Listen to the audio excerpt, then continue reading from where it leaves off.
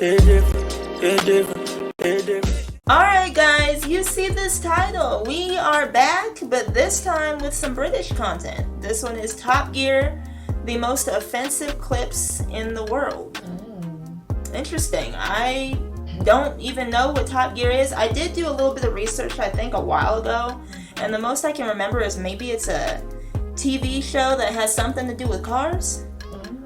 I don't know. All my Brits can comment down below and refresh my memory. But this sounds interesting. I mean, some offensive clips. Sounds pretty good. So, without further ado, let's take a look. So what news have you got then, James, this week? Well, actually, I've got some news from Korea. You can't tell, can you, that Top Gear's just been sold in Korea? No. Well, I don't think there's any evidence. I think we're smoothing this one out nicely. It's not showing. Hello, you industrious little fellows. That's got him on side. Well done. It's not like we've ever upset anyone. I know. Well, there was the vicar whose tree I rammed in a Toyota pickup truck. Everyone in Wales, and everyone in Birmingham, and everyone in America. Yeah. Now, it's unlikely to be here because everyone does 5. It's not going to be here because everyone's on drugs. That's all just full of ops. Al Gore says that's gone, so it's not going to be down there. That's full of spiders. Signposts here are all full of gibberish. They're all communists. Can't go there because the Americans will shoot you. Thank you. All right. Wait a minute. How come the Americans are gonna shoot? Right. Because there's war that goes on in the Middle East. Everybody's shooting everybody. So why do you have to pin that on us? I don't know. Goodness. As a matter of fact, haven't we been allies with Britain in like both world wars? I'm no Al Murray, but I think I remember that much. And speaking of Al Murray, y'all just love history in Britain. That's what it seems like, which I'm here for. It's a good refresher.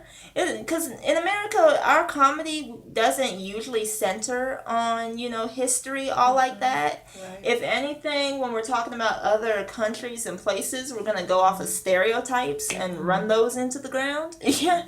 So it's cool that y'all actually use your knowledge base to say some pretty slick stuff. There, because the Americans will shoot you. No. What? Thank you. All right. Sadly, though, this was also too much for the US government.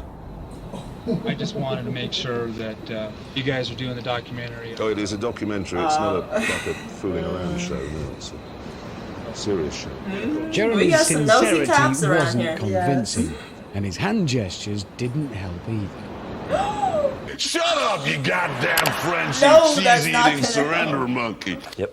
So if you're watching this in Saudi Arabia, time to break out your camel. Oh, no. It's back to carpets for you. Because I own a motorbike after Not that, the Jeremy. carpets. Oh, did you? Yeah, a motor gazette. I didn't know you were homosexual. Yes, absolutely. Most of my songs are about you. Well, that was a good way to take it. You took it like a champ. Yes. Can I just say, What? you look like a gay cowboy and you look like a gay terrorist. No, you look like a terrorist with a broken windscreen wiper and your face is ridiculous. We should do a car that's quintessentially German. Or just replace the spoons with little sausages in No, clips. no. Give it trafficators that go like that. No. Sat nav that only goes to Not Poland. the Nazi. Right. Long-time fan belts that will last for 1,000 years. No, I don't think so.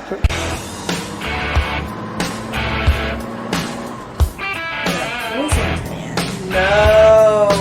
Why a prison van? Yeah. I just thought it would be looks like a nice tight for them squeeze to in there, arrive too. back in the country the way their ancestors left. There's a pleasing circularity to this. Exactly. That is thoughtful. Why would you want a Mexican car? Because cars reflect national characteristics, don't they? So German cars are sort of very well built and ruthlessly efficient. Italian cars are a bit flamboyant and quick. Mexican cars just going to be a lazy, feckless, flatulent ogre. Leaning against a fence asleep, looking at a cactus with a blanket with a hole in the middle on as a coat.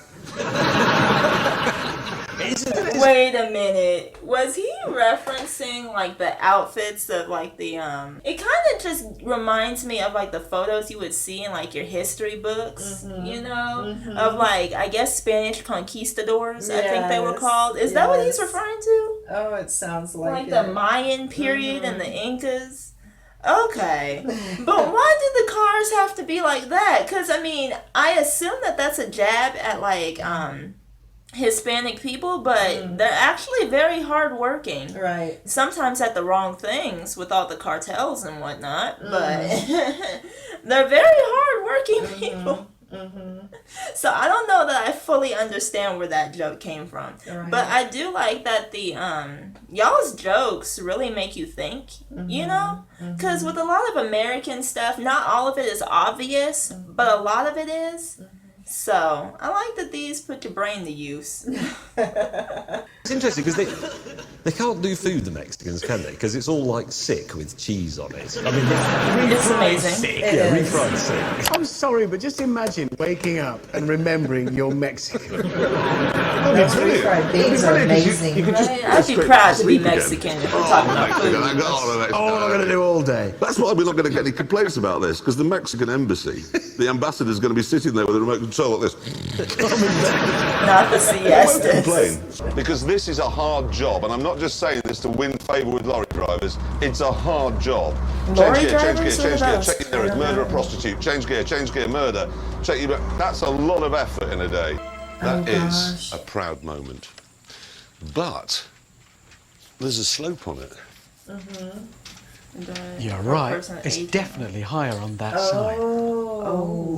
If you're thinking of coming to America, this is what it's like. You got your Comfort Inn, you got your Best Western, you got your Red Lobster where you eat. Everybody's very fat, everybody's very stupid, and everybody's very rude. What? It's not the holiday program, it's the truth. What part of America are you in? Right. Eeny, meeny, miny, mo. Tallest race on earth now, the Dutch. Officially.